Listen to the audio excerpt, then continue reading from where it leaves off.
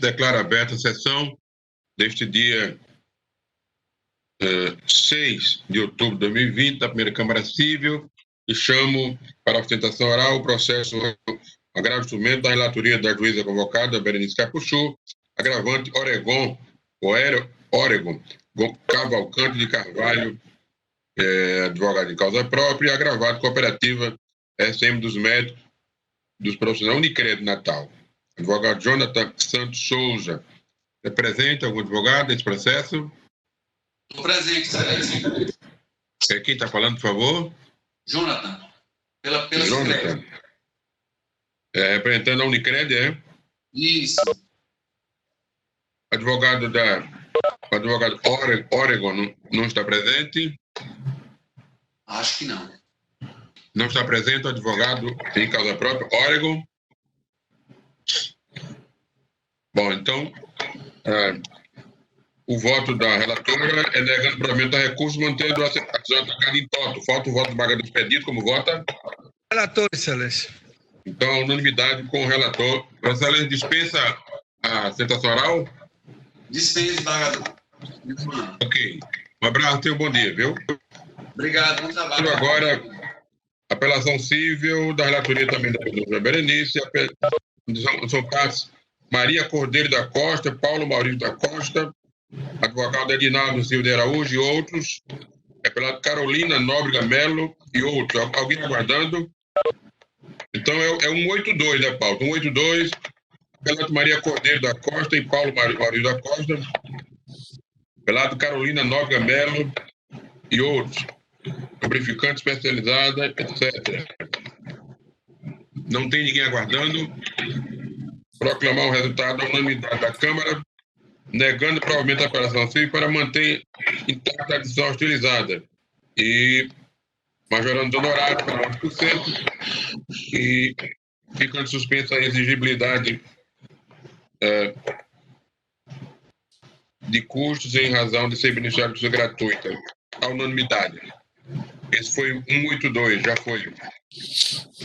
Agora vamos para 183. 183, da relatoria também da juíza Berenice Capuchu. Agravante do município de Natal. Agravado 4, incorporação limitada. Alguém aguardando? Bom dia, excelência. Sim, Suzana, procuradora do município de Natal. Procurador do município de Natal. Alguém, e pela 4, incorporações, tem alguém aguardando? Pela 4, doutor Frederico Araújo Sérgio de Moura e Margarida Araújo Sérgio de Moura. Bom, a doutora representa o município, tem a palavra, viu? Sim, excelência. Bom dia, excelências, bom dia a todos os colegas aqui presentes na sessão. A Fazenda Municipal comparece a esta tribuna, o julgamento do presente feito, e eu farei aqui uma exposição muito breve, excelência.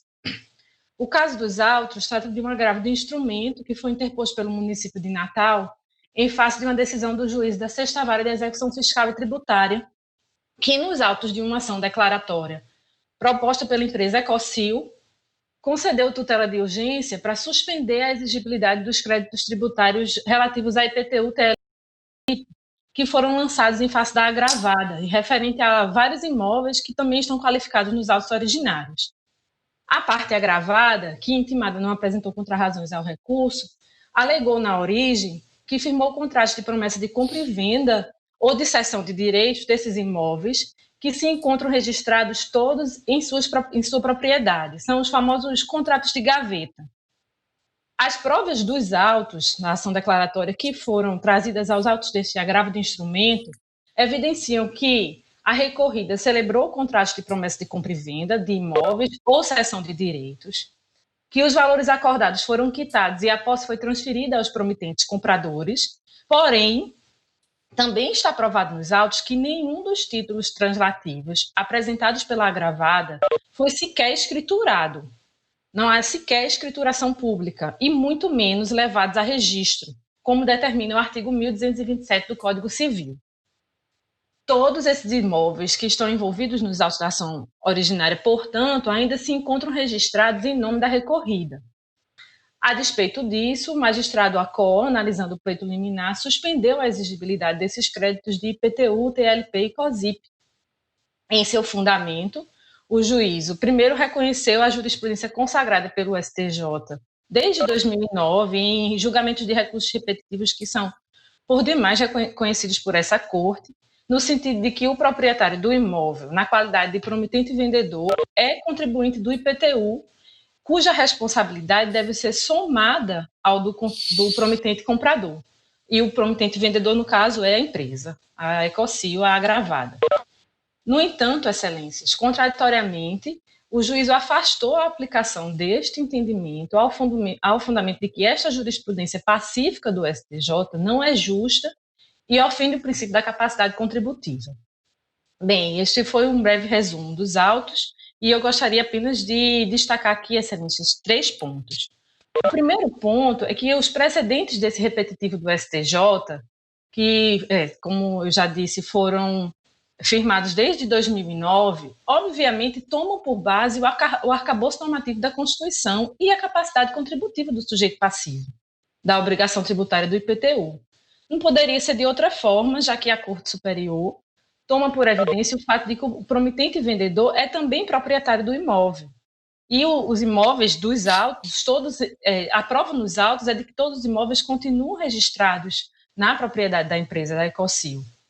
Ou seja, a empresa mantém uma relação econômica com o bem, ainda que através do registro do cartório de imóveis, e também pode até, por causa dos instrumentos contratuais firmados com o promitente comprador, ela possui até o direito de forçá-los a promover essa transferência, ou rescindir o contrato por descumprimento da obrigação contratual. É bom lembrar também que, além de dispor da possibilidade de lançar mão de instrumentos judiciais para forçar os promissários compradores a promoverem a devida transferência de titularidade, a empresa é uma empresa de grande porte, que não se pode admitir a alegação de fragilidade econômica como um fundamento para descumprimento de uma obrigação tributária. Adotar essa tese é fulminar a força vinculante dos dispositivos legais que estão envolvidos, principalmente o artigo 1227 do Código Civil. E aí é passar a entender que os direitos reais sobre imóveis se adquirem com a quitação e a emissão, e não com o registro no cartório de registro civil, de registro de imóveis competente, como prevê a legislação civil. E adotar também essa tese é ignorar a força vinculante desse precedente firmado pelo STJ há mais de 10 anos, e inclusive que vem sendo ratificado constantemente pela Corte Superior de Justiça, inclusive em casos em que a promessa de compra e venda está registrada em cartório. E eu peço vênia aqui para citar um precedente recentíssimo de relatoria do ministro Herban Benjamin, publicado agora no mês de dezembro do ano passado, 2019, em que ele aplica esse precedente, essa orientação, no sentido de considerar legítimos tanto o promissário comprador quanto o promitente vendedor como legítimos sujeitos passivos da obrigação tributária do IPTU, inclusive em casos em que o compromisso de compra e venda foi devidamente registrado em cartório, mas não houve a transferência seguindo os ritos cartorários exigidos em lei. E também gostaria de citar aqui um segundo ponto que eu gostaria de abordar, é um precedente recentíssimo da terceira Câmara Civil deste Tribunal de Justiça, que, num caso fático exatamente idêntico ao caso que está sendo tratado aqui nos autos,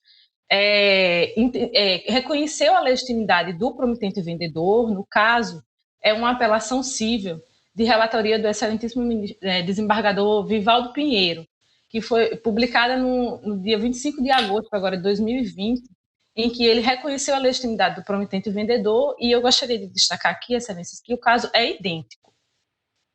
No precedente que eu cito aqui, em que são partes o município de Natal e a empresa Incorporações e Construções Abreu, houve a celebração de um contrato de promessa de compra e venda, houve a quitação do contrato e houve a transferência da posse aos promissários compradores. Ou seja, neste precedente da terceira Câmara Civil, de relatoria do desembargador Vivaldo, datado de agosto agora de 2020, o arcabouço fático é exatamente o mesmo do caso tratado nesse precedente, neste caso agora, neste agravo de instrumento que está em julgamento.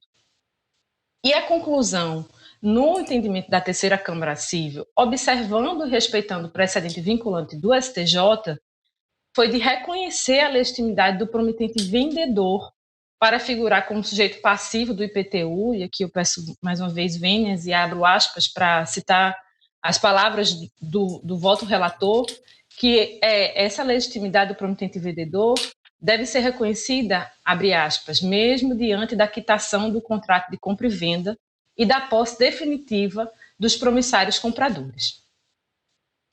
Assim, Excelência, esta era só uma exposição muito breve para destacar esses pontos. A Fazenda Municipal encerra aqui sua exposição, agradece a atenção dispensada e aguarda o provimento total do pleito recursal. Muito obrigada.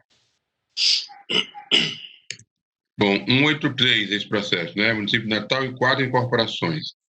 O agravante é o município de Natal e a Câmara, a unanimidade dos termos da relatora. Pela ordem, tem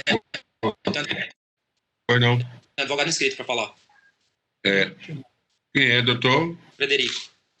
Doutor Frederico, né? Isso. Correto. Não sei, o voto da relatora, no que foi acompanhado pelos demais, é negando provavelmente ao recurso. Não sei se Vossa Excelência dispensaria. Penso, certamente. Muito obrigado. Dispensa? Penso, certamente. Agradeço. Então, bom dia. Bom dia. Eu proclamo o resultado da unanimidade negando provimento ao agravo do município de Natal. Um abraço, bom dia. Chamo 184 agora. 184 é Débora Kathleen Rosa da Silva, advogado Maria Isabel Costa Fernandes Rego e Unimed, advogado Murilo Maria de Faria Neto. Tem advogado aguardando? Sim, Excelência. Quem fala por quem? Pela Unimed. Pela Unimed, né? Quem está falando, por favor?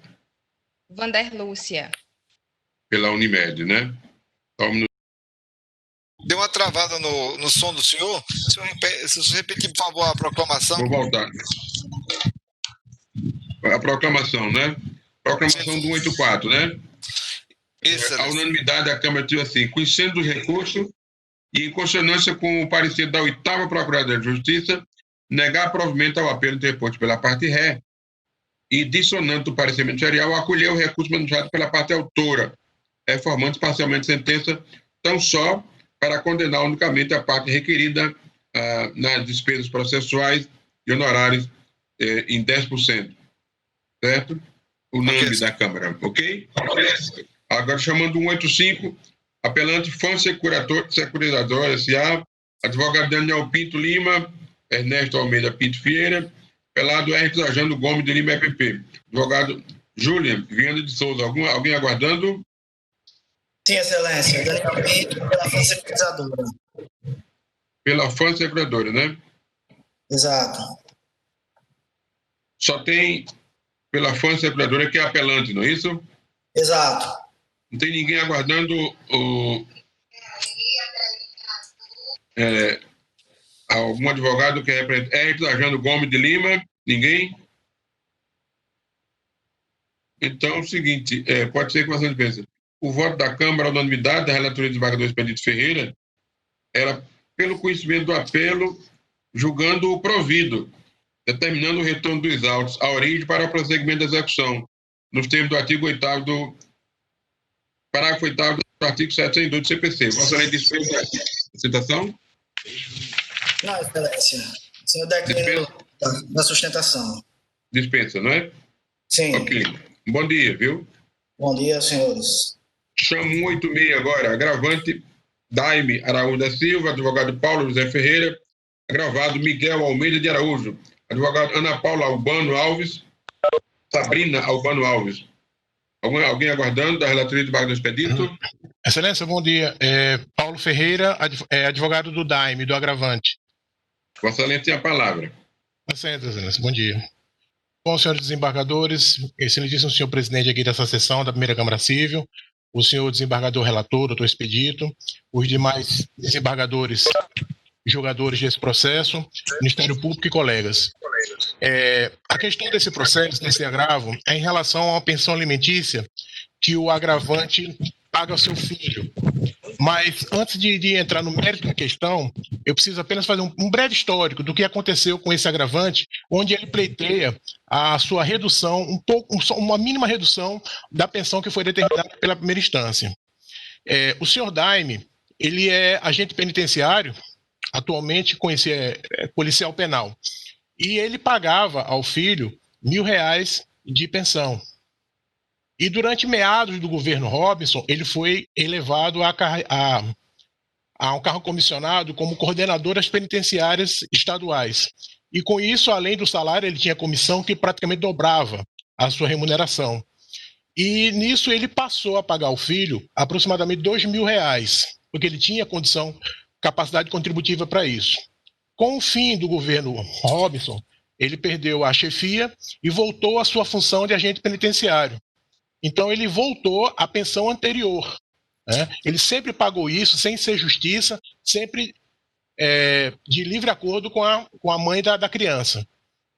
Então, quando ele voltou à pensão de R$1.000, quando foi em março de 2019, ele sofreu um atentado na penitenciária de Alcaçuz, o que na época se ventilou que tenha sido um acidente, que ele foi fazer uma ronda e outros agentes penitenciários pensaram que ele era um invasor da penitenciária e ele sapecou-lhe nele 3 tiros de fuzil e ele quase que veio a óbito. E nessa questão foi apurado que não foi um acidente, que foi realmente um atentado, porque ele, no período que ele era coordenador das penitenciárias, ele investigou uma corrupção entre os agentes penitenciários de algumas penitenciárias. Então, como isso ocorreu e está sendo apurado ainda no âmbito da CESAP, da SEJUC, para proteger a vida dele, ele foi enviado para o estado do Ceará. Ele está lá cedido ao governo do Ceará, enquanto se apura aqui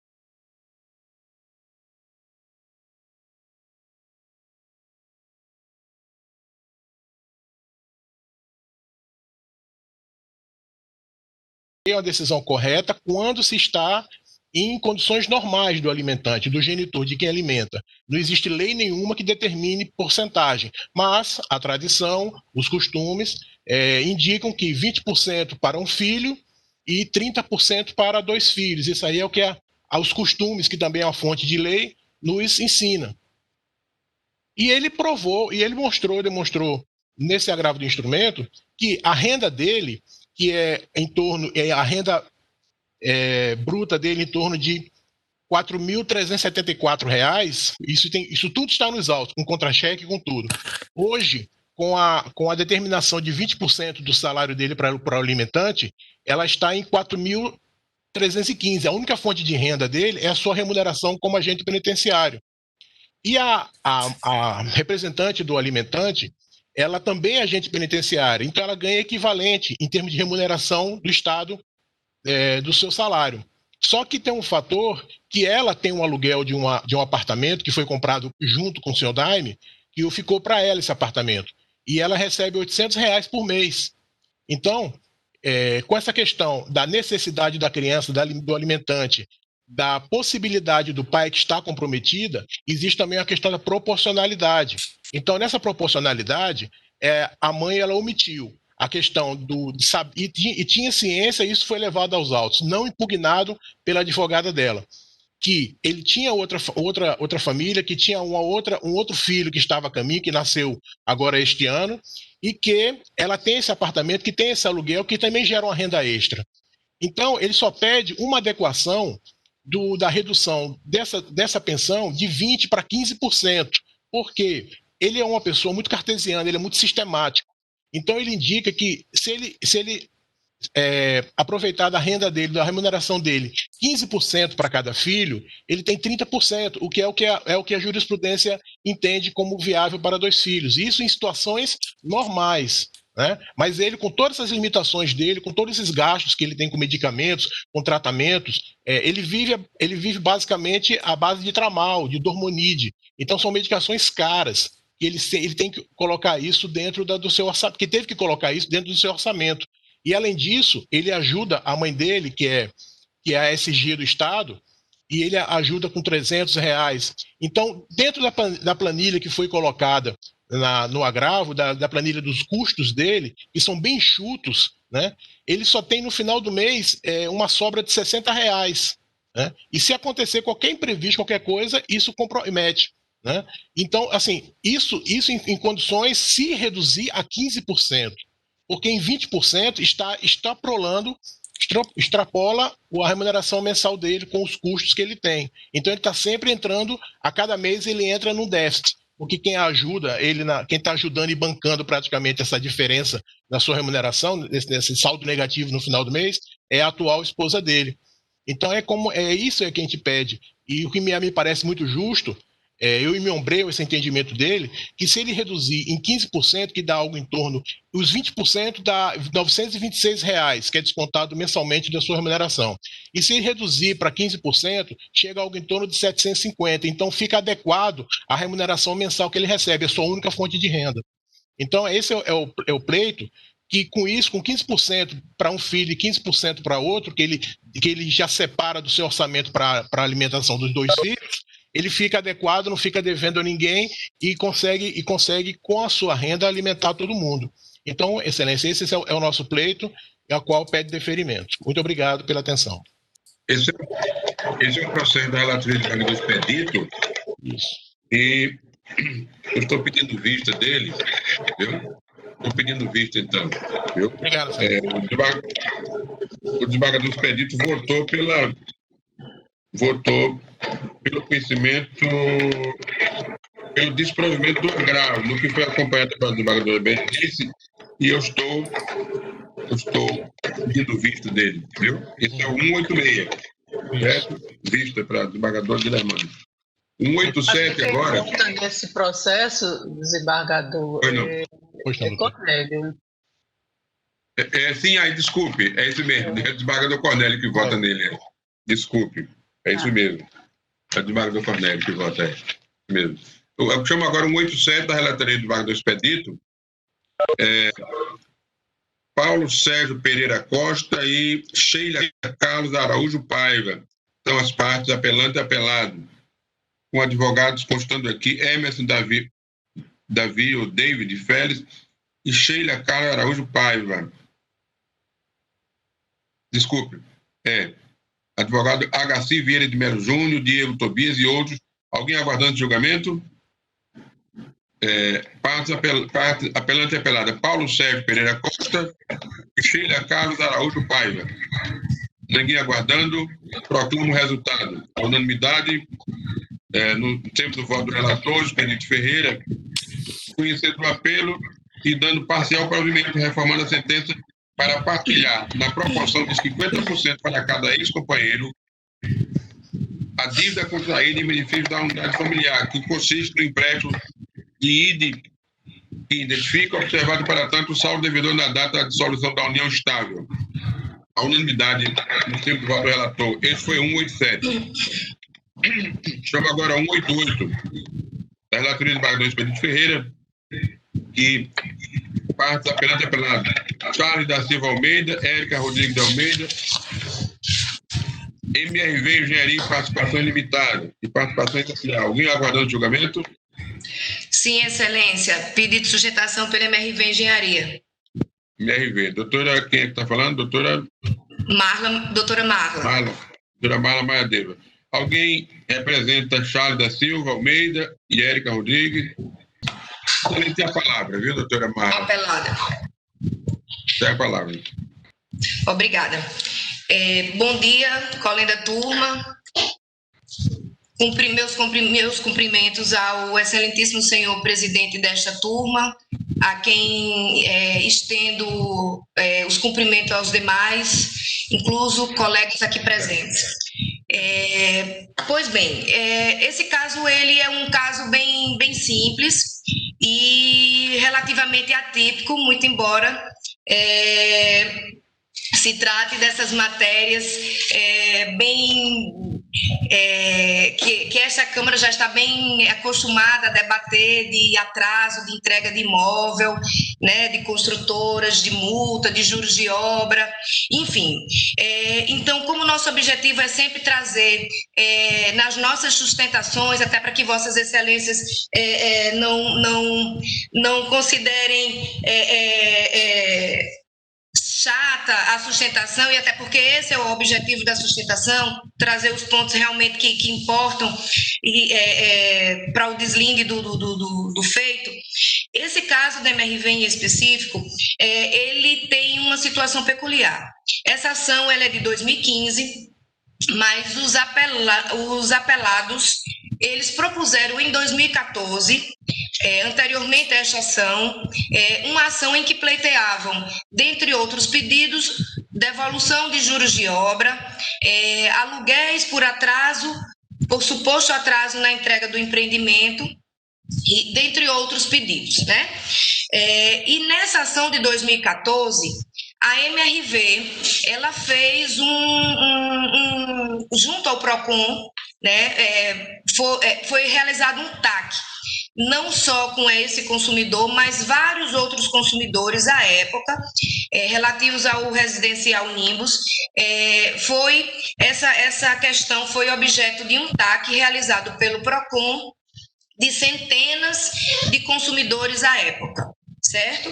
E esses TACs, né, esse TAC realizado, né, gerou diversas ações na justiça de execução desses TACs, em razão de uma incorreção realizada pelo PROCON com relação a uma planilha de cálculo que deveria ser apresentada pelo PROCON e conferida pela MRV. Essa planilha não foi apresentada, os valores foram fechados e a MRV foi obrigada, em razão do ajustamento, do termo de ajustamento de conduta, a pagar um valor sem antes conferir, ter a oportunidade de conferir os valores a pagar em cada uma dessas ações objeto do TAC. Bem, então esse caso aqui dessa autora, no processo de 2014, que não é esse que é objeto do presente recurso, foi feito isso. A autora levou o caso, o TAC, à execução, e esse processo tramitou normalmente, teve os seus trâmites normais, a MRV chegou a fazer alguns pagamentos, e quando foi agora, em 2019, chegou a um acordo extrajudicial. Esse acordo extrajudicial, ele foi levado ao processo e foi homologado pelo juízo. E o objeto do acordo era o pagamento dos aluguéis em atraso e os juros de obra. O mesmo objeto, excelências, à exceção dos juros de obra, desse processo de 2015. Então, o que nós trazemos aqui em sede de apelo é justamente isso, que a sentença, esse processo de 2015 e a sentença da maneira pela qual a maneira da forma como se posicionou o juízo de piso, ela condenou a MRV em bis in idem, né? Porque condenou a MRV à devolução de valores de aluguéis que já foram objeto do TAC homologado agora em 2019, nessa ação de 2014, que está mencionado em nossas razões de apelo. Outro ponto interessante que chamamos a atenção é a questão do fato dos autores serem parte legítima e faltarem também interesse processual para pleitearem a condenação da MRV ao pagamento de IPTU e de taxas condominiais e também a título de dano moral de valores que eles nunca desembolsaram. A MRV pagou todos os condomínios e todos os IPTUs no momento em que teve a posse e no momento que teve a propriedade, né? Então, os autores não poderiam se valer da legitimidade do direito do condomínio de estar na posição do condomínio e cobrar em nome do condomínio a condenação da MRV em pagamento de taxa de condomínio e muito menos pleitear a título de dano moral o pagamento de IPTU se eles nunca desembolsaram nenhum valor de IPTU. A MRV não pode ter débito de IPTU em seu nome. Não pode, porque débito de IPTU em nome da MRV impossibilita a viabilização de vários negócios. Então, são esses 3 pontos que nós chamamos em nossas razões de apelo. A ocorrência de bis in idem, porque já ocorreu a coisa julgada, isso já foi objeto a sentença, da maneira como ela condenou no mesmo objeto do que já foi objeto do acordo na ação de 2014, para o qual os autores deram plena, total, geral e irrevogável quitação e renunciaram ao prazo recursal, né? E a sentença igualmente condena na devolução desses valores, no pagamento desses valores a título de aluguel, né? E esses 2 pontos de condomínio e IPTU que nós entendemos que carecem, que foi um equívoco da sentença de piso, primeiro porque os autores não podem pleitear taxa de condomínio porque são parte ilegítima. Eles nunca pagaram nenhuma taxa de condomínio, a MRV pagou tudo, né? Caberia ao condomínio fazer essa cobrança diretamente à MRV do período em que a MRV era a proprietária, né, do imóvel, que isso foi antes do habite, antes da expedição do habite, e do IPTU igualmente, que não há débito de IPTU a ser pago, né, e nem devido pela MRV. Então, são com essas considerações que encerro a minha sustentação, reitero os termos das razões apresentadas e peço pelo provimento do recurso, do apelo na integralidade. Muito obrigada. Obrigado, doutora. A Câmara votou a unanimidade no sentido do relator pelo conhecimento e provimento do apelo, reformando a sentença e condenando a parte requerida ao pagamento de compensação por dano moral no importe de R$5.000. A decisão unânime da Câmara. Proclamado o resultado do 188. Chamo agora 189. 189 é Públio Otávio José de Souza II, advogado Cátia Maria Lobo Nunes e Perne, né, da relatora do expedito. Alguém aguardando o julgamento? Sim, excelência. Bom dia. Sim. Doutora Cátia, pelo apelante, não é? Sim, sim. Excelente, tem a palavra, viu? Pelo tempo obrigada, excelência. Inicialmente, quero saudar a todos que integram esse colegiado, doutora Berenice, presidente do desembargador Cornélio, desembargador Expedito, e é um prazer revê-los, excelência. Públio Otávio José de Souza II, ele impetrou o mandado de segurança, objetivando a restauração do recebimento dos seus proventos via EPER, e foi cortado sem sequer o mesmo estar notificado de que haveria aquele procedimento. O juiz de primeiro grau, ele se equivocou na sentença, porque não se discutia mérito de junta médica, não se discutia nada, se discutia tão somente a questão do corte sem a devida notificação, afrontando o princípio da ampla defesa e do contraditório. Apontarei aqui os equívocos que existiu na sentença. Primeiro, dizia que o impetrante se encontrava na reserva. Na verdade, ele estava reformado por invalidez. E o processo está instruído com farta documentação médica psiquiatra que atesta sua incapacidade mental. E nós não estávamos a discutir isso. Também, em momento algum, ele alegou que foi beneficiado com o pagamento do subsídio salarial fixado em parcela única. Isso também não foi objeto do pedido. O impetrante, de verdade, requereu o pagamento integral do seu salário, que já vinha recebendo há mais de 3 anos, que foi abruptamente diminuído, sem que houvesse qualquer comunicação de que este seria diminuído para poder se manifestar, o que afrontou os princípios constitucionais com ampla defesa, contraditório, publicidade, segurança jurídica, dentre outros. Pediu ainda o pagamento das diferenças salariais desde o corte. Pediu a nulidade do ato administrativo que cassou o benefício instituído de forma originária ou qualquer outro tipo de procedimento administrativo que fundamentou a decisão atacada.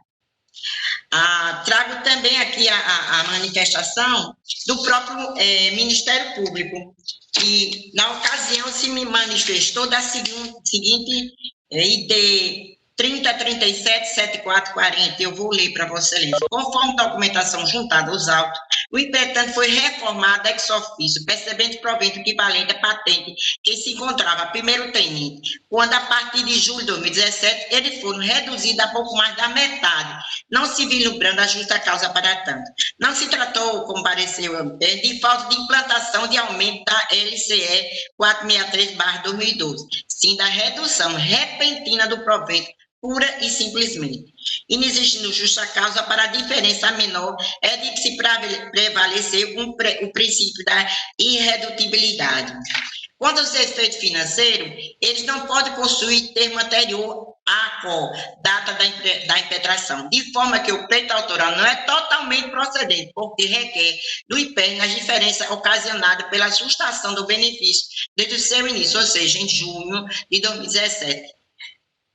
Não havendo, embora a segurança tenha sido ingressada em 11/10/2017, não há tampouco condenação em honorários. Conclusão.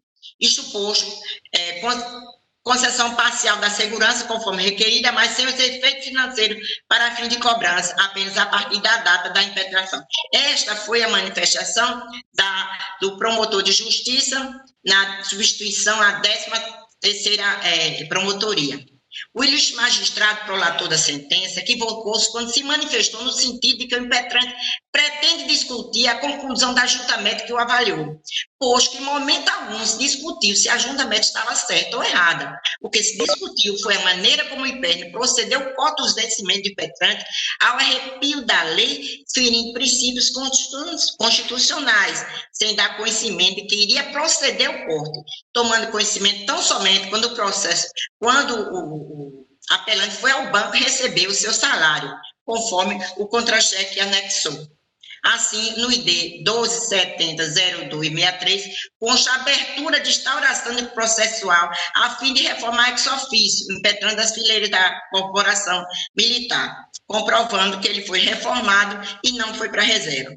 Conforme podemos observar, a Comissão de Controle Interno do IPERN determinou a notificação que não ocorreu, vindo a materializar o cesseamento de defesa e a nulidade do procedimento administrativo. E aí nós temos um despacho nos autos da Comissão de Controle Interno do próprio IPERN, recomendando a notificação que não veio ocorrer de forma alguma. Por isso, afronta o princípio constitucional e o objetivo do mandato de segurança é restauração dos proventos que ele recebia quando já reformado. Aí, no âmbito, para Vossa Excelência ter ideia, arbitrariedade tamanha que até no âmbito da Polícia Militar, ele também sofreu enorme prejuízo, porque o tenente-coronel José Francisco Pereira Júnior, na época, diretor da DP, determinou que ele fosse notificado, mas como ele já tinha sido reformado, sequer tomou conhecimento, Excelência. Então, uma série de erros que vieram a prejudicar o impetrante.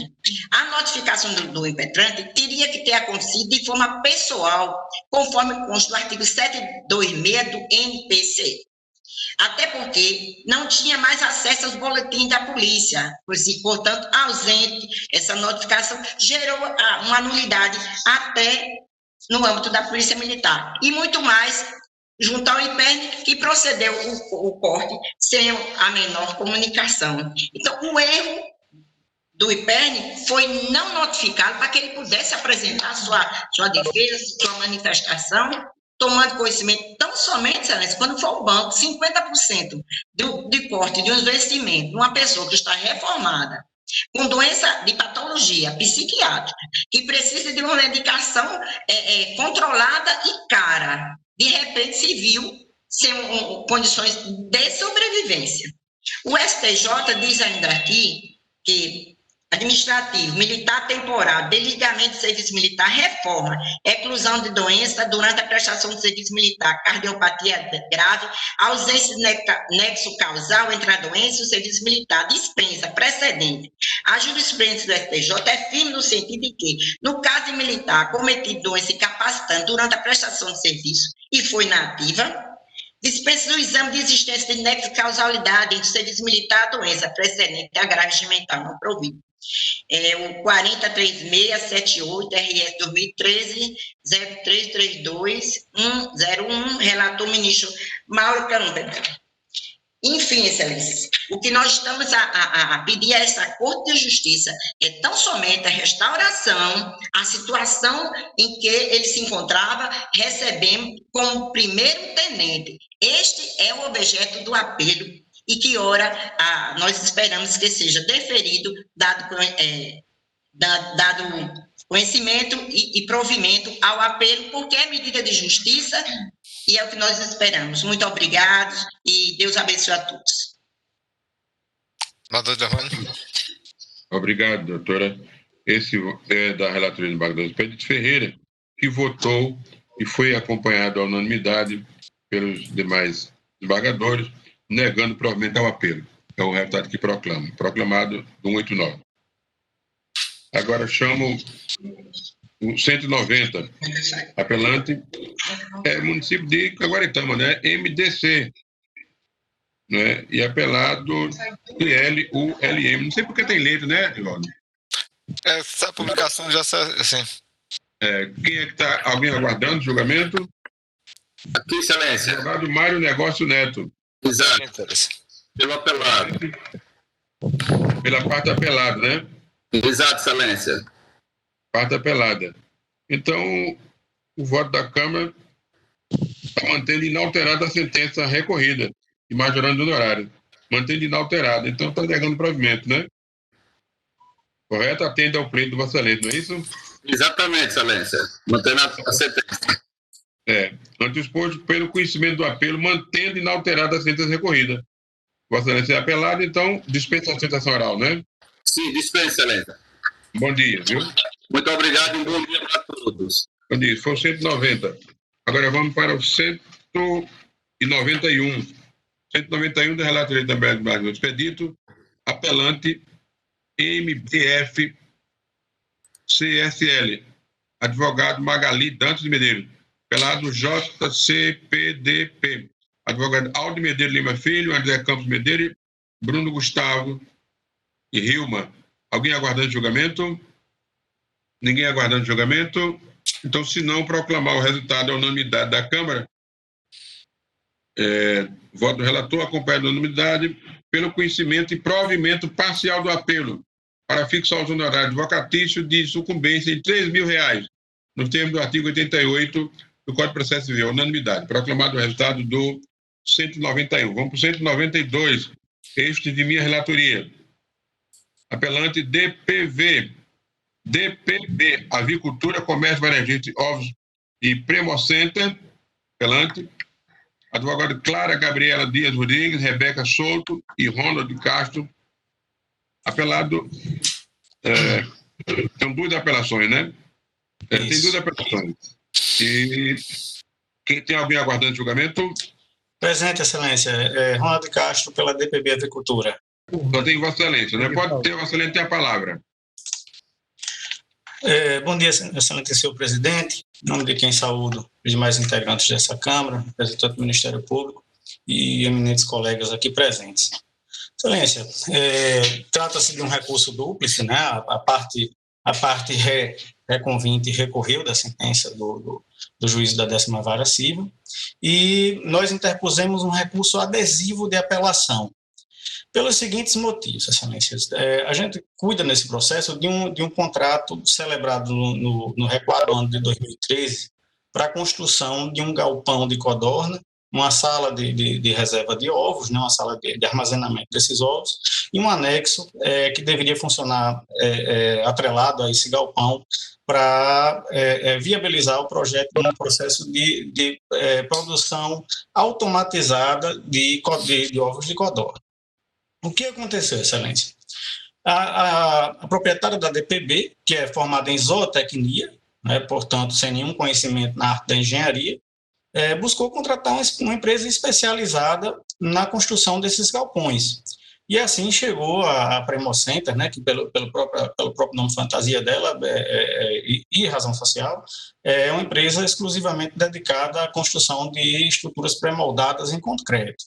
Então, ao contratar a Premocenter, a autora, né, Reconvinda, entendia estar confiando a construção desse galpão a uma empresa absolutamente especializada. Esse galpão, eminentes julgadores, foi construído para acomodar toda uma estrutura mecanizada, pré-concebida por uma empresa denominada Artabas. E essa empresa, ela fornece ao adquirente desse maquinário de automação dela todas as medidas necessárias à acomodação do maquinário. E, para isso, ele inclusive, dá todo o detalhamento do corte e de todas as medidas internas desse galpão a ser construído. De posse desse projeto, a autora buscou a Premocenter, entregou-lhe, ouçou a construção de toda essa estrutura com base nesse projeto, o orçamento foi feito com base nele, e a empresa estipulou um prazo de 90 dias a partir da entrega do terreno para que fosse concluída essa estrutura. Ou seja, em momento algum questionou a validade desse documento, desse projeto, como um projeto suficiente para a consecução da construção do galpão. E nem tampouco indicou a autora, que é uma zootecnista, que esta deveria apresentar projeto seu de natureza de engenharia civil, de arquitetura, até porque, como dito, o contrato era para todos os fins, ou seja, a contratação era plena.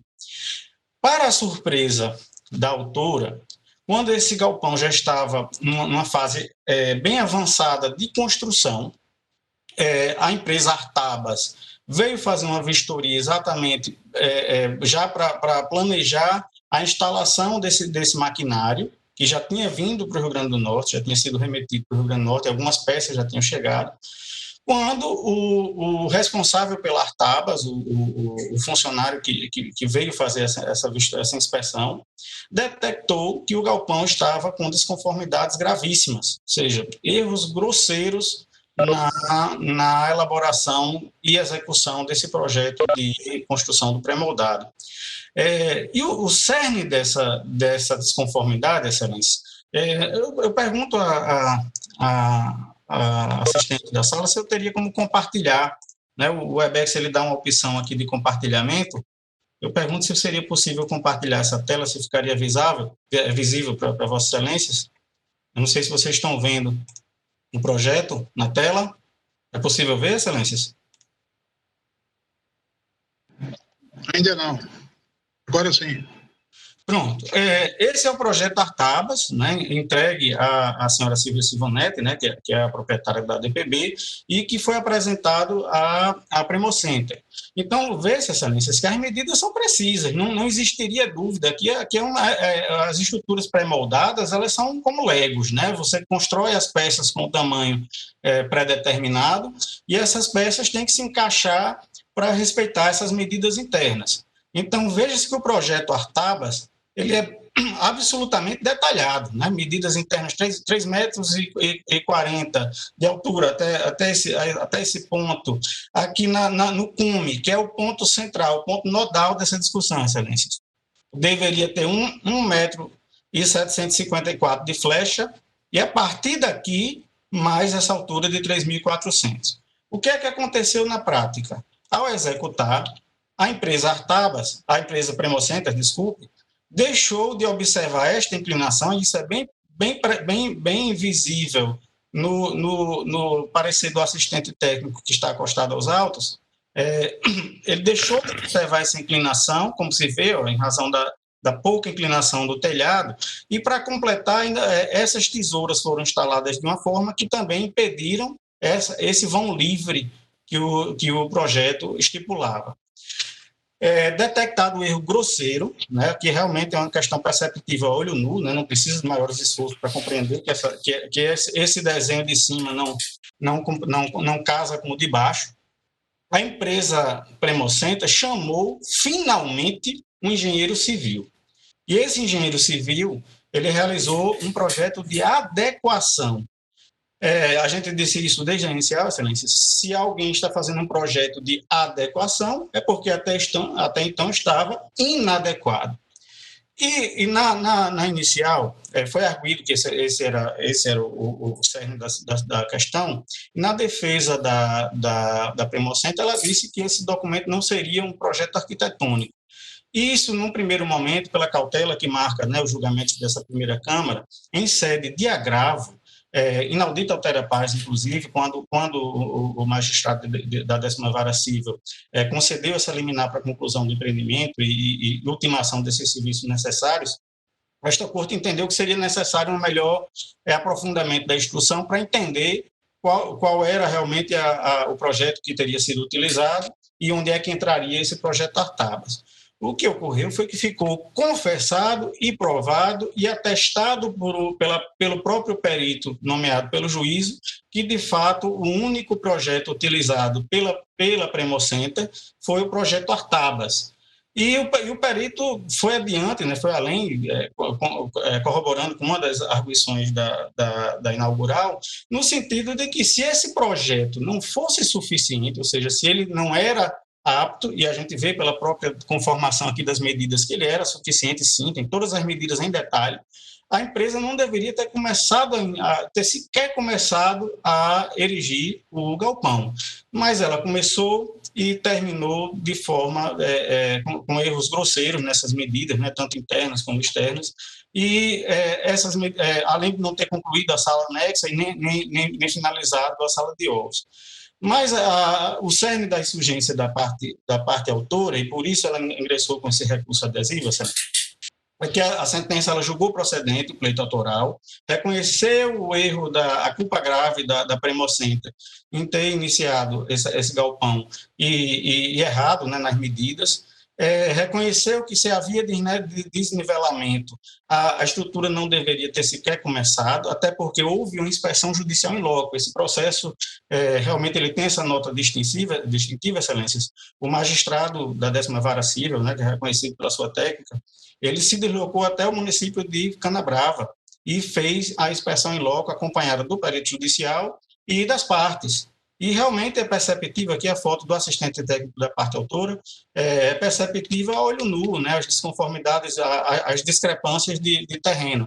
E na instrução ficou confessado que a empresa sequer aferiu essas medidas, sequer aferiu que houve ou não nivelamento, e mais do que isso. E aqui, por si só, excelência, esse fato caracterizaria a culpa grave da Premocenter. A Premocenter admitiu que ela não tinha em seus quadros engenheiro civil, Ou seja, ela aceitou receber um projeto e executar uma estrutura de concreto armado dessa envergadura, dessa magnitude, sem a existência de um arquiteto ou engenheiro em seus quadros. Então, a culpa é gravíssima, foi reconhecida pelo magistrado, mas a insurgência da parte autora, no pouco em que restou sucumbente, diz respeito à repartição, na verdade, a redução do valor arbitrado a título de danos materiais. O juízo reconheceu a culpa grave, reconheceu o dever de indenizar, mas mitigou em 40% o valor da indenização, ou seja, ele reconheceu uma concorrência da empresa DPB, da minha constituinte, porque ela não teria cumprido com a obrigação de nivelamento. Mas eu digo desde já, se isso por algum motivo interferiu na compreensão do eminente relator, e desde já aclarando para os eminentes vogais, que a questão do desnivelamento é de menor importância e nunca foi nunca foi óbice ao recebimento do galpão. O problema do galpão era na parte superior pela incapacidade de instalação do maquinário, né? Conforme é visto nesta reprodução aqui específica, todas as medidas têm que estar absolutamente respeitadas para que essa estrutura de coleta de ovos e de alimentação das codornas funcione em sua plenitude. E isso não ocorreu.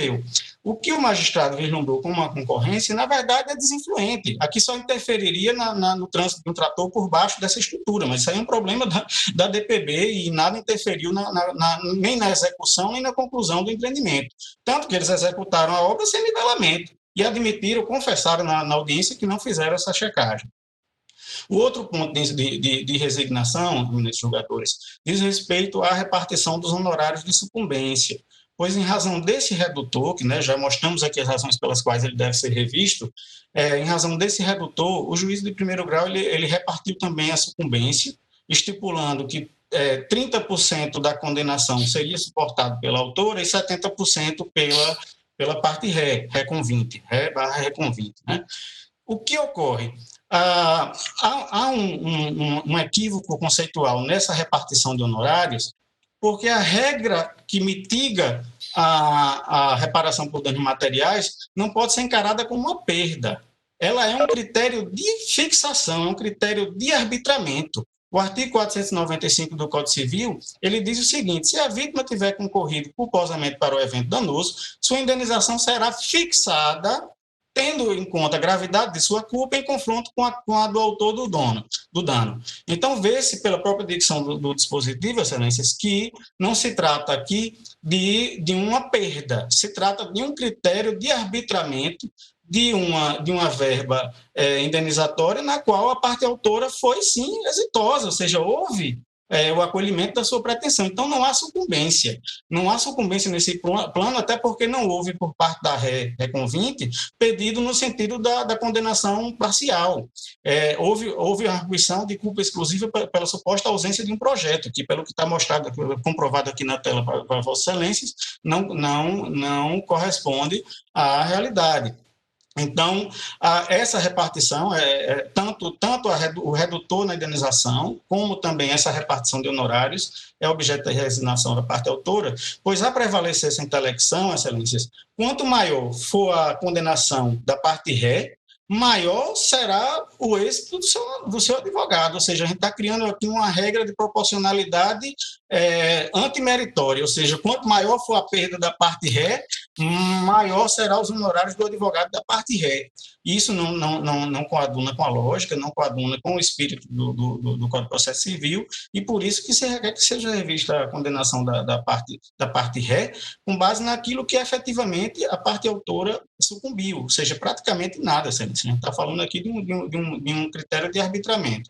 Mas não é só. Se vê-se a letra do artigo 945, aqui lido há pouco, a regra do artigo 945, ela fala em repartição na medida da culpa da parte autora, da vítima. Mas aqui eu volto àquilo que dissemos lá no início. A autora é uma zootecnista criadora de aves. Ela não entende de engenharia, ela não teria aptidão para fazer medições de terreno, nem nivelamento de terreno, e nem isso foi exigido dela naquele momento, nem foi exigido nem para a contratação, e nem para a execução do contrato. Essa discussão somente surgiu, Excelência, aqui já finalizando minha exposição, quando o erro grosseiro foi descoberto, ou seja, a parte ré claramente buscou um subterfúgio para fugir de suas responsabilidades, imputando à autora uma responsabilidade que não era sua. Então, pede-se o desprovimento do recurso de apelação, pelas razões aqui expostas, e o provimento do recurso adesivo para rever tanto o redutor como a repartição dos honorários. Agradeço a atenção de Vossa Excelência. A Câmara, unanimidade, está negando provimento a todos os recursos, considerando parte da ementa culpa concorrente reconhecida com base nos elementos probatórios, ausência de decisão extra-petita, descumprimento contratual em maior parte decorrente da conduta da contratada, e subsistência das alegações recursáveis, manutenção da sentença recorrida em todos os seus termos, conhecimento e desprovimento de ambos os recursos. A unanimidade da Câmara. Viu? Esse foi o 192. Bom dia a todos. Bom dia. Chamo agora o 193, que tem o impedimento do desembargador Expedito Ferreira, mas já foi lançado o voto pelo desembargador Cornélio. Partes apelantes, apelando Mônaco, Administração e Corporação S.A. e Município de Mossoró. Advogado André de Souza Dantelali, Cláudio Aldini Soares, José Evandro Lacerda, Kalina Gomes Flor e Miriam Ludmila Costa de Jorge Malala. De minha relatoria. Alguém aguardando o julgamento? Sim, Excelência. Pela parte apelante a Mônaco. Vossa Excelência, como é o nome de Vossa Excelência? Genário Torres. Vossa Excelência tem a palavra. Pela parte apelante, Mônaco, tem a palavra. Ok. Primeiramente, gostaria de agradecer a oportunidade e cumprimentar Vossas Excelências em nome do desembargador presidente. Bem, o caso, quero ser bastante objetivo. A apelante, o nome Mônaco administradora, mas tem o nome fantasia Show Automall Mossoró. Como muitos dos senhores podem conhecer, o Show Automall desenvolve uma atividade econômica relacionada à sublocação de seus espaços para empresas que comercializam automóveis. Então, eles funcionam numa espécie de galeria. Dá licença, Vossa Excelência representa Mônaco, que é a parte apelante, né? Isso, perfeito. Porque a Câmara decidiu, à unanimidade, dando provimento ao recurso da empresa Mônaco e negando provimento ao recurso do município de Mossoró, para reformar a sentença, julgando procedente a pretensão exordial. A Excelência dispensa, então? Dispensa, Excelência. Desde já agradeço. A unanimidade da Câmara, proclamado o resultado, provimento ao recurso da empresa Mônaco. Esse foi o 193. Obrigado, um bom dia. Obrigado, tenham todos um bom dia. Obrigado. Então, agora, 194. 194 é agravante Laboratórios Pfizer Limitada, Zoetis Indústria e Produto Veterinário, advogado André Ferrarini de Oliveira Pimentel, agravado João Diniz Fernandes Júnior, advogado Fernando de Araújo Jales Costa e Rubem Lopes de Queiroz. Alguém aguardando julgamento? Sim, Excelência, pelas agravantes. Isabel, advogada. Pela parte agravante, representando o laboratório, Sim, Laboratórios Pfizer e Zoetis. Hora agravante. Da relatoria do desembargador Cornélio, só um minutinho, viu? Um minuto só. Pode falar, doutor Fernandes. Opa, eu estou aqui pelo agravado, João. Tá, então as duas partes. Isso. Doutor de Levando. Estou vendo aqui, tem as duas partes. Só um minutinho, estou consultando aqui, viu? Os advogados das duas partes estão presentes, Excelência. Pode começar, doutora, da advogada tem a palavra. Bom, primeiramente, bom dia a todos, ilustres julgadores, colegas e demais presentes. Minha exposição, cuida-se de agravo de instrumento interposto pelos agravantes contra a decisão referida nos autos de cumprimento de sentença, que homologou o laudo pericial e declarou como devida a importância de 29 milhões para pagamento pelas agravantes. Além dos vícios técnicos apresentados no laudo pericial, verifica-se que houve evidente afronta aos princípios da coisa julgada, na medida que o perito inova com relação ao que foi pedido pelo agravado, ora na apresentação da petição inicial, bem como que foi delimitado por este egrégio tribunal por ocasião do julgamento do recurso de apelação. O perito afronta a coisa julgada, o princípio da coisa julgada, na medida que ele parte de premissas que não foi objeto de decisão. O perito, um dos exemplos, considerou que houve a perda do rebanho todo do agravado, enquanto foi delimitado por este tribunal que a perícia deveria se ater aos animais que foram mortos, às suas crias e o respectivo leite que esses animais deixaram de produzir. Ainda, o laudo não atende à perícia porque parte de premissas equivocadas, apresenta erros grosseiros de cálculos que são visíveis, inclusive para leigos, e ainda o perito é contraditório às suas próprias referências. Excelências, é nítido e evidente que o laudo pericial não se presta à sua finalidade, causando insegurança às partes e causando insegurança jurídica na medida que apurou uma quantia exorbitante de 29 milhões de reais, que já se encontra em fase de pagamento, mas que é totalmente destoante ao que foi decidido e ao que foi pedido durante a ação principal. Diante de todos os motivos e erros técnicos, ora apresentados na impugnação, que a magistrada Costa sequer intimou o perito para que fosse apresentados esclarecimentos e houve por rejeitar a impugnação, se mostra evidente que o laudo pericial não se presta à finalidade que se destina, motivo pelo qual as agravantes requerem seja dado provimento integral ao presente agravo de instrumento para que seja determinada uma nova perícia que atenda às premissas que foi delimitadas por esse egrégio Tribunal de Justiça. Obrigada. Sustentação oral pela outra parte, né? Doutor Fernando Jales, né? Isso, desembargador.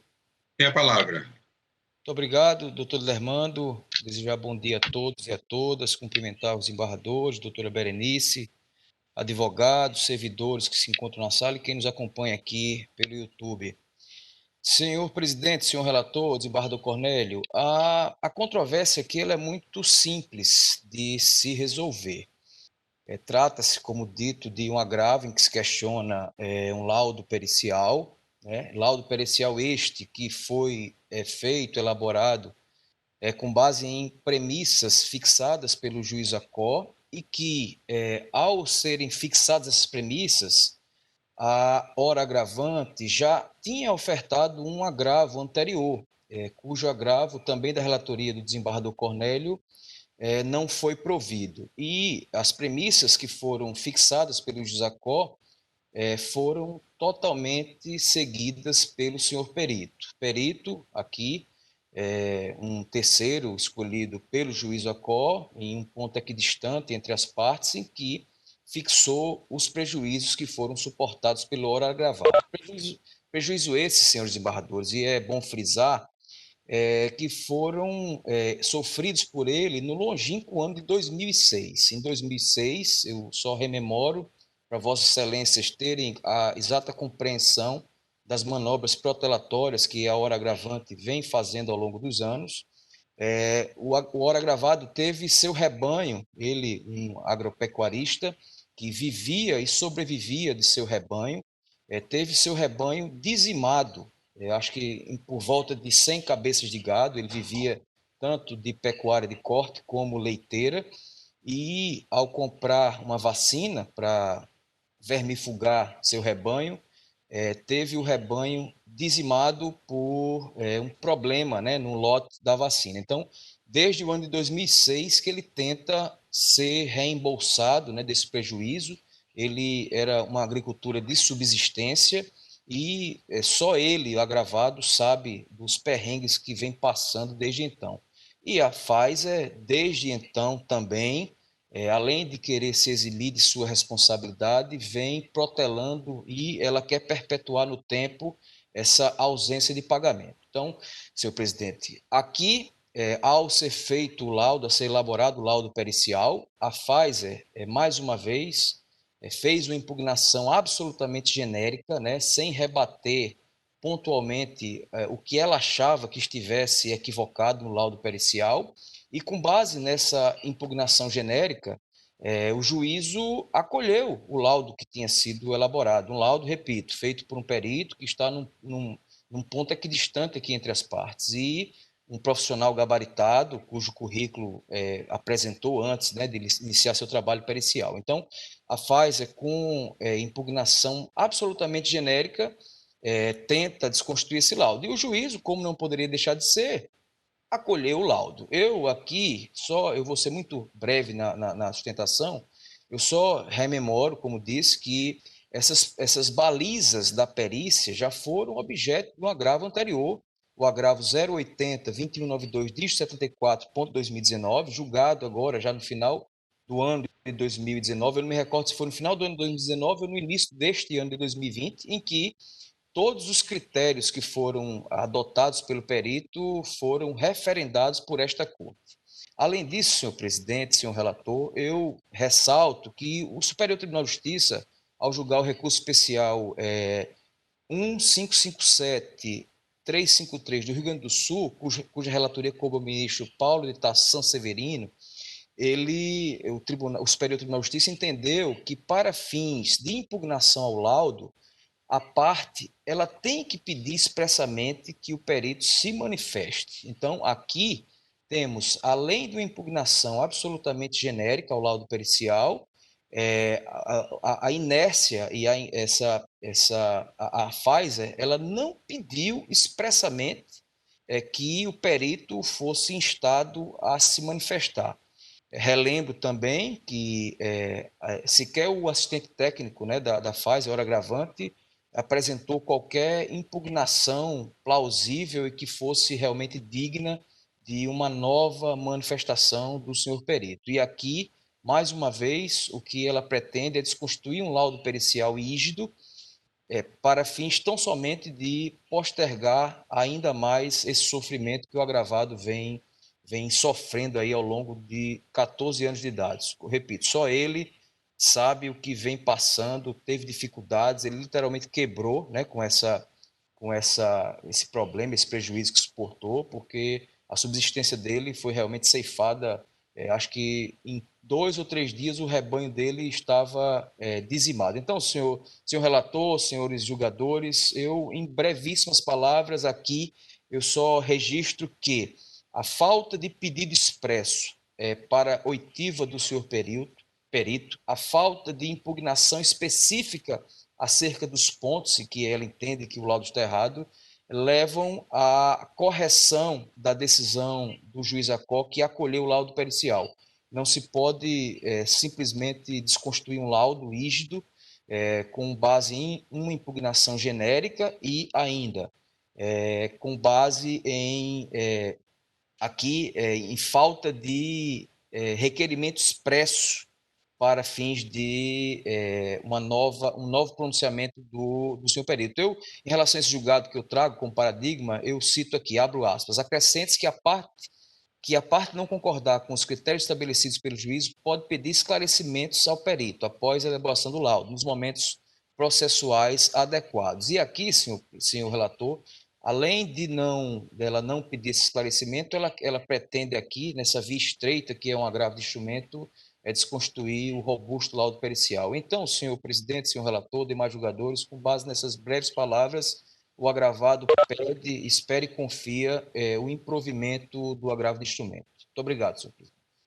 Esse desembargador expedito vota, né, da relatora do desembargador Cornélio. O desembargador expedito vai votar, pedir vista, vota.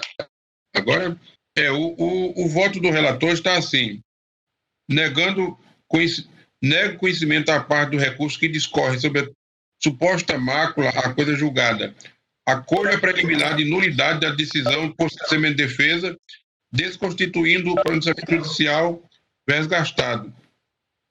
e determinando o retorno do exalto à origem para que seja oportunizada aos recorrentes a apreciação da parcela de impugnação incerta no ID 49.24.82.80 dos autos originários não acobertados pela res judicata ou preclusão consumativa e declarando prejudicado da análise do mérito.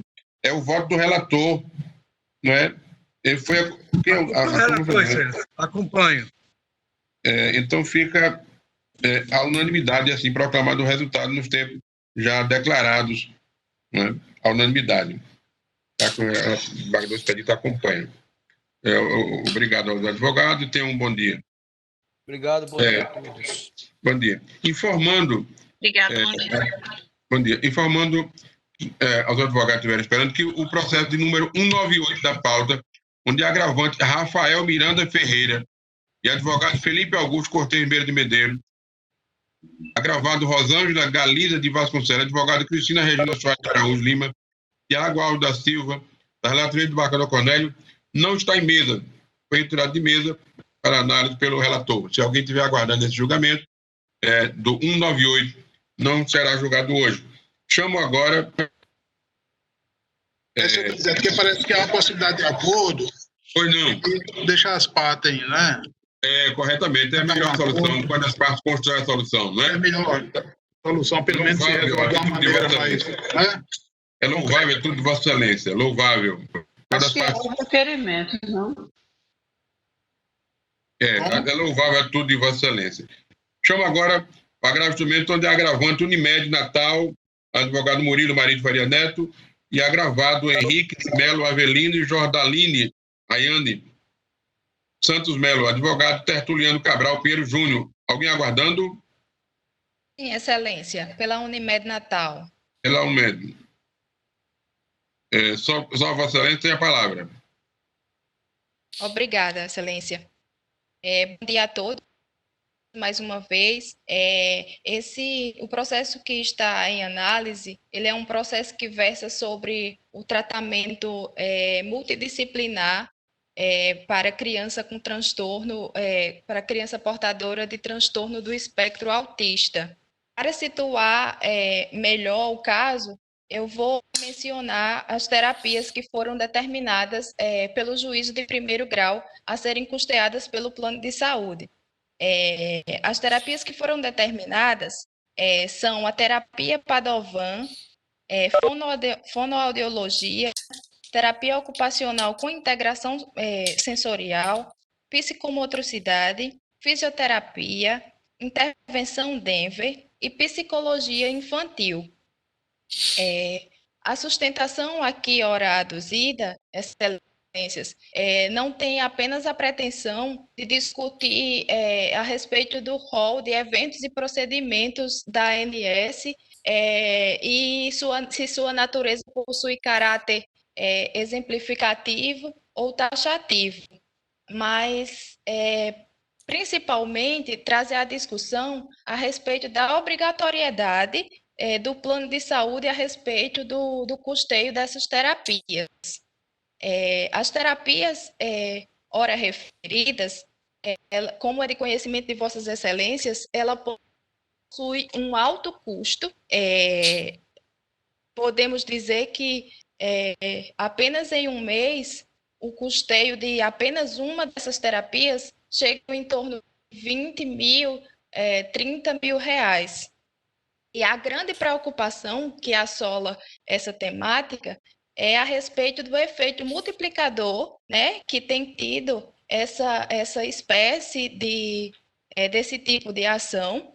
E, corriqueiramente, o Judiciário tem imposto esse dever ao plano de saúde de fornecer essas terapias quando o plano fornece as terapias de fonoaudiologia, de terapia ocupacional, de fisioterapia, sem vinculação a métodos, da forma que foi contratada. E é isso que o plano de saúde ele quer. Não é deixar a criança desassistida, mas é fornecer o tratamento na forma que foi pactuada contratualmente. Inclusive, a respeito dessas terapias, não à toa se inserem no mercado diversas terapias que sequer elas possuem comprovação científica. Então, o que a empresa, o que o plano deseja é fornecer as terapias da forma que foi pactuada, sem a vinculação de fornecer uma terapia vinculada a método, seja qual for. E aí, mais uma preocupação do efeito multiplicador, como já dito, é que, inevitavelmente, a um curto período de prazo, ela vai refletir em toda a cadeia dos demais beneficiários, de modo que, se assim permanecer, repetindo que os custos das terapias alçam valores bem consideráveis e altíssimos, então isso certamente, inevitavelmente, vai refletir em toda a cadeia de usuários. Voltando à questão do alto custo das terapias, né, podemos mencionar que o valor da mensalidade de uma criança não chega nem a R$200. E considerando o custo altíssimo das terapias, inevitavelmente ele vai refletir nos demais usuários e, a curto prazo, levará o plano de saúde à ruína, à insolvência financeira. Então, é baseado nessas considerações que pede que o agravo de instrumento oral analisado também à luz do que recentemente decidiu o STJ no RESP 1733013, que assentou o entendimento de que o rol ele não deve ser constantemente mitigado, até para poder cumprir o que realmente é obrigatório e manter promover a manutenção e a permanência dos planos de saúde. Então, com base nessas considerações, que pugna pela reforma da decisão do primeiro grau, conhecendo e provendo o agravo em questão. Só tem advogado de citação pela Unimed, não é isso? Sim, Excelência, só uma parte que está escrita. Então, proclamando o resultado da unanimidade da Câmara, em consonância com o parecer ministerial, pelo conhecimento e desprovimento do recurso, mantendo a decisão incólume. Proclamado o resultado. Esse foi o 195. Agora chamo 196. 196, apelando de Temes Dantas Azevedo de Freitas, advogado Anis Gomes Freitas Júnior, Ivana Maria Pereira Pinto. Apelado Lais Estética Franchising Limitada, advogado Rodolfo Correia Carneiro, da relatoria do desembargador Cornélio. Alguém aguardando? Bom dia, senhor presidente. Anis Gomes. Anis Gomes. Da parte apelada, isso. A parte apelada? Isso. Então, quem apelou foi Lais Estética, não é isso? Isso, perfeitamente. Veja bem, vou explicar aqui. O voto do relator, com a divergência da desembargadora Berenice, então, o voto do relator foi pela conhecer e dar provimento ao apelo para reconhecer a incompetência do juízo primeiro para processar o feito, devendo a presente demanda ser remetida à comarca de São Paulo. Esse foi o voto do relator que teve a divergência da desembargadora Berenice. Não é? Então, desembargador, com licença. Pois não. Esse voto eu registro acompanhando o relator. Né? Já desconsiderei, votei novamente e ele sempre é registrado dessa forma. Então foi a questão do sistema, Excelência. Nós pedimos desculpa. Exatamente. O sistema sempre... Eu fiz 3 vezes e não consegui deixar registrado. Pois não, o sistema nos prega essa peça. Então, realmente a unanimidade, então. Não é? Vossa Excelência dispensam a citação oral? Tem citação oral só pela parte de quem? Vossa Excelência representa Quem? O advogado? Eu represento a senhora Temes. Então, se a incompetência do Então, a juiz Câmara está for cedido votado, pela incompetência do juízo primeiro, inclusive. então eu pretendo continuar na sustentação, porque eu defendo que a competência é desse tribunal, Excelência. Muito bem. Vossa Excelência tem a palavra. Bom dia a todos.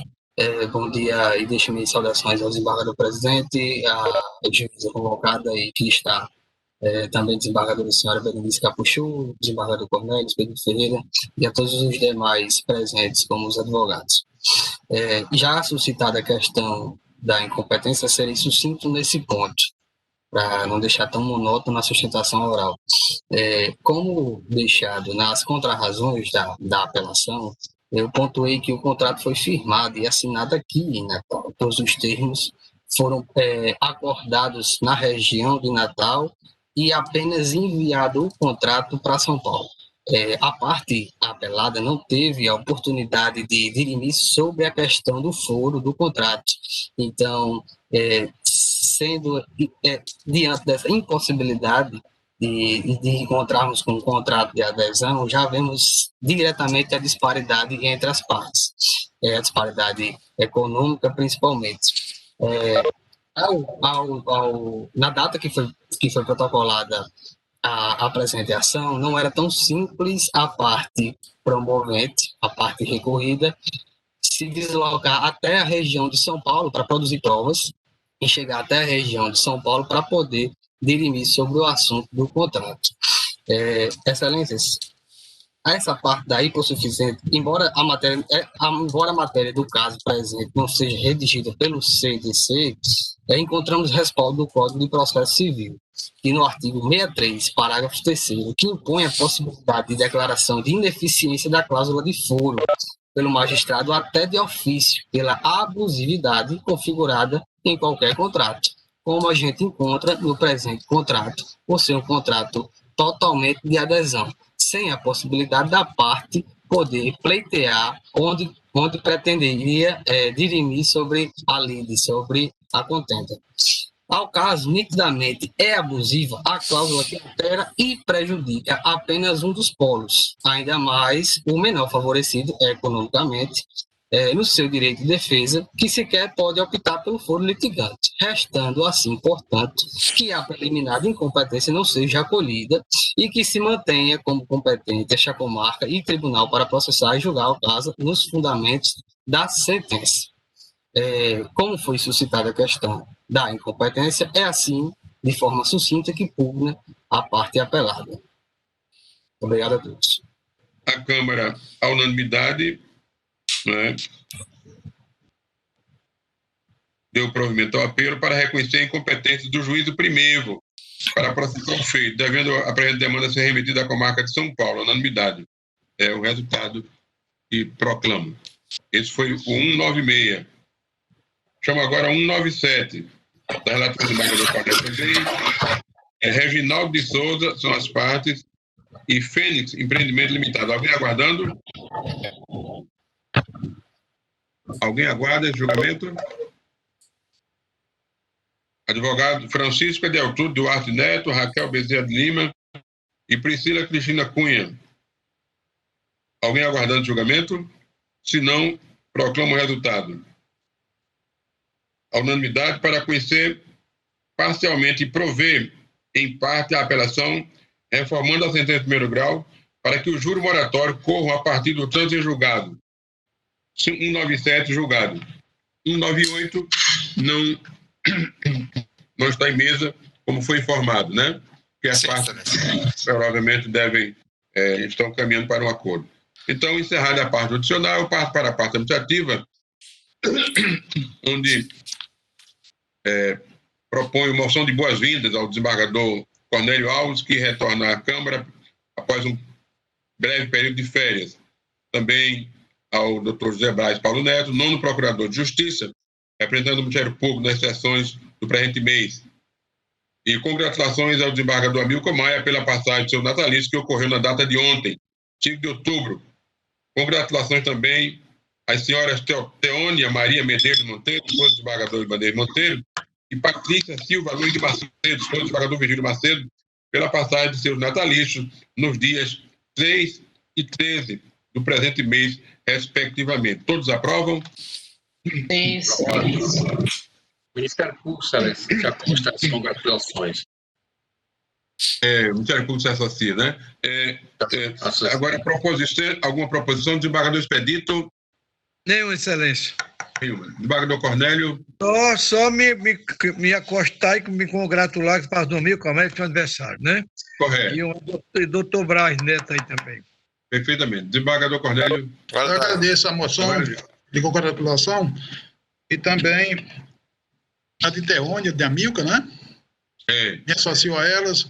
E, se eu não me engano, senhor presidente, o aniversário de Vossa Excelência será dia 11, não é isso? Dia 11, domingo. Pronto, eu faço a moção de congratulação. Proponho. Muito obrigado. Dia 11, 6.8. Eu também apresento as minhas congratulações, minha corte ao desembargador Cornélio Alves. Muito obrigado. Parabéns, senhor presidente. Despadamento.